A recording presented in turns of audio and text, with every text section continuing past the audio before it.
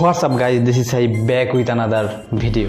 কেমন আছেন সবাই? আশা করি ভালো আছেন। সো টাইটেল এবং থাম্বনেল দেখে অবশ্যই বুঝতে পেরেছেন আজকের ভিডিওতে আমি কাকে নিয়ে কথা বলবো। হ্যাঁ, আন্দালিবুর রহমান পার্থ, যাকে নিয়ে কথা বলার মতো কোনো যোগ্যতা এখন পর্যন্ত আমার নেই, কিন্তু তারপরেও আজ কিছু কথা বলতেই হচ্ছে। দীর্ঘ 20 বছর মহাজোটের সাথে যুক্ত থাকার পরে রিসেন্টলি গত দুদিন আগে পার্থ মহাজোট ছেড়ে তার নিজ দল বিজেপিতে চলে আসেন এবং মহাজোট ছেড়ে চলে আসার কারণে পার্থকে বিএনপি থেকে নানা প্রকার হুমকি দেওয়া হচ্ছে। বাট কেন? সত্যি কি তাকে হুমকি দেওয়া হচ্ছে? I am very confused. So সব কিছুই থাকছে আজকের এই গুরুত্বপূর্ণ ভিডিওতে। আর হ্যাঁ, ভিডিওটি শেষ পর্যন্তই দেখবেন।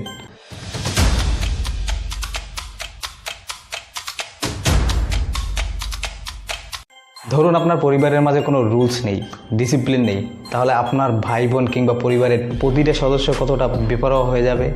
বাই দ্য ওয়ে, বিজেপির বর্তমান চেয়ারম্যান আন্দালিবুর রহমান পার্থ দীর্ঘ 20 বছর যুক্ত ছিলেন মহাজোটের রাজনীতির সাথে, কিন্তু হঠাৎ করে মহাজোট ছেড়ে তার নিজ দল বিজেপিতে চলে আসেন।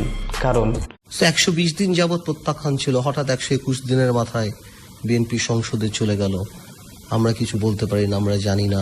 বিএনপি তথা যুক্তফ্রন্টকে উপেক্ষা করে কয়েকজন সংসদ সদস্য হওয়ার জন্য শপথ গ্রহণ করেছেন। এটি ছিল বিএনপির নিয়ম বহির্ভূত কাজ। তাই ক্ষুব্ধ হয়ে এবং দলের মধ্যে নিয়ম শৃঙ্খলা না থাকার কারণে আন্দালিবুর রহমান পার্থ যুক্তফ্রন্ট ছেড়ে তার নিজ দলে চলে আসেন। পার্থ মহাজোট ছেড়ে চলে যাওয়ার কারণে ফেসবুকে অনেকে অনেক ধরনের মন্তব্য করছেন। তার মধ্যে কিছু মন্তব্য আমি আপনাদের শোনাচ্ছি।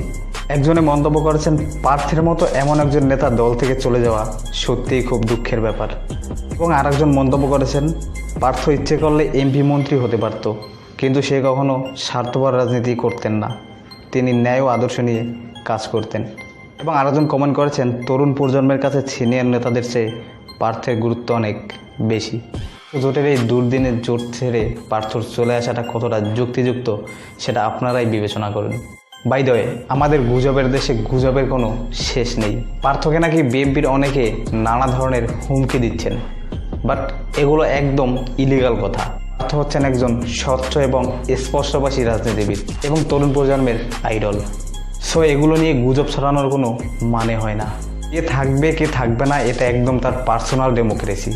সো এ নিয়ে গুজব ছড়ানোর কোনো মানেই হয় না। সো সবার সুস্থতা কামনা করে ভিডিওটি আজ এ পর্যন্তই। দেখা হচ্ছে নেক্সট ভিডিওতে।